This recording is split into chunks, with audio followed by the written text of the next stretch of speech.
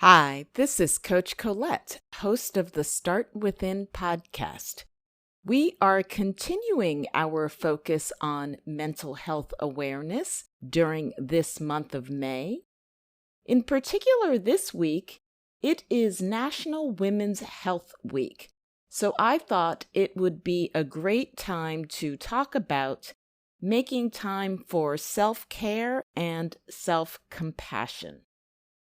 Now, if you have heard the quote from Audre Lorde, you know that self-care is not self-indulgent. It is a matter of self-preservation. And particularly for Black, Brown, Indigenous, and other women of color, it is so important that we take and make time to care for ourselves. How do you care for yourself?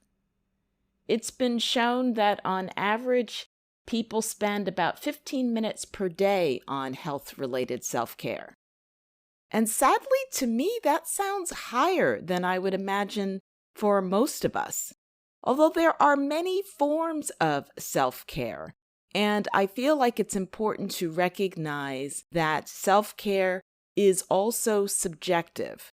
So tasks and activities that may make me feel good and relaxed and supported may not do the same for you.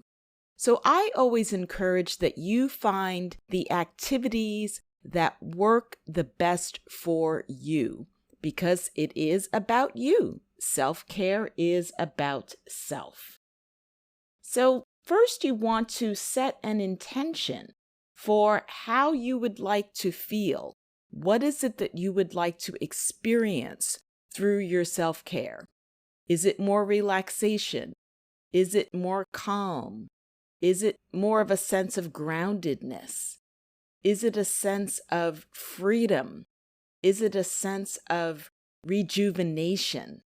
And really tapping into that, feeling into that energy. What is it that you would like to feel and experience? Then you want to think about, well, what are the self-care activities that you would like to take on? Is it around breath work and breathing? Is it around reading? Is it around journaling? Is it around taking time in nature? Taking time to move your body? All of these activities are amazing for self-care. Again, thinking about what is it that works best for you. Then the other aspect of this is self-compassion. And it's really about being able to be patient with yourself, being able to be kind to yourself, being able to be loving towards yourself, because it starts with you. The more that you are able to conjure up those emotions for yourself, the easier it is to spread that joy, that love, that compassion towards others. And also as women of color, it's important to strengthen our self-compassion muscle, particularly if we are internalizing external negative perceptions about ourselves, which can very easily happen. So you want to be able to have that loving, kind, compassionate attitude and mindset, really being able to be the grounding source of love and compassion for yourself. What are some ways that we can do this? We can accept ourselves as we are. I often say that comparing and despairing mindset that we often fall into, particularly when it comes to social media, I call it scrolling and trolling. Really being able to accept where you are now, who you are, and not judging yourself based on external milestones, based on what other people are doing. Setting boundaries is another key component of self-care and self-compassion.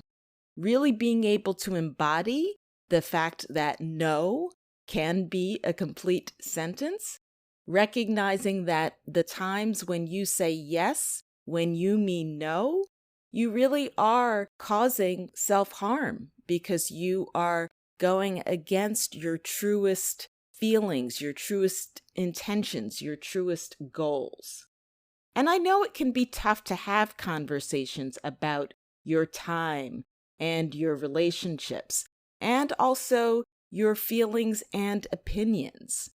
So, how is it that you can get grounded and centered and recognize the value of your time, your emotions, your connections, so that when you are having those conversations with others about setting boundaries, you come to that conversation from a sense of strength, a sense of self-worthiness, because you are worth it. You are worth protecting yourself, protecting your time, protecting your energy. It's so important that we protect our energy. And self-compassion means not feeling like everything has to be perfect, because that really is an illusion. We all struggle to do different things, and we're not going to always get it right. Yet being compassionate with yourself is a way of accepting yourself, giving yourself grace, allowing yourself time to grow, allowing yourself time to learn. It's not all about trying something and getting it right the first time. Really creating the space and the permission for yourself to grow, to learn, so that you can thrive and flourish. You always want to be able to celebrate your wins, your victories, and not just the huge ones, but each of the small victories along the way. It's celebrating the small wins that helps you to develop gratitude. It helps you to develop also a greater sense of presence and awareness of where you are on your journey to healing and freedom. Another idea is to not apologize for your feelings, for saying no when you're setting boundaries. Really thinking about those two words, I'm sorry. They are powerful. And really aiming to reserve those words for when it really is truly something that has gone wrong, right? You don't need to be sorry for having a feeling. You don't need to be sorry for wanting to take time for yourself. Remember, self-care is a matter of self-preservation. You can give yourself permission to have your feelings, to have your emotions, to have your goals, to have your intentions, and you can give yourself permission to bring those forward and to stake your claim and to tell others when their actions contradict those intentions and those boundaries. So I hope that these are some ways that you can carve out time for yourself. I hope that these are also some suggestions that help you on your journey towards greater self-compassion.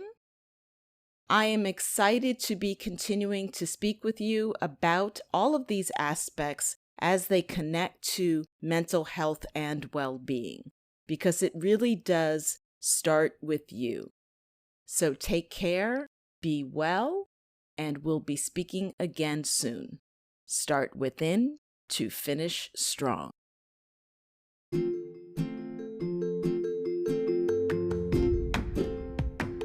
Do you wear your busy badge so proudly that you forget to take breaks or eat lunch? Hi, it's Coach Colette. I know we've all experienced a lot of stress, particularly in the past year. That's why it's crucial for you to proactively create opportunities for self-care and self-love. Want to see what it's like to commit to 7 days of self-care and me time? Then get my new resource, 7 Days of Self-Care. It's an e-journal that can be a resource of inspiration and ideas to help you find new ways to care for yourself, physically, mentally, and spiritually. As Audre Lorde says, self-care is not self-indulgent. It's an act of self-preservation. So go to gum.co/self-care e-journal to claim your copy of this new resource.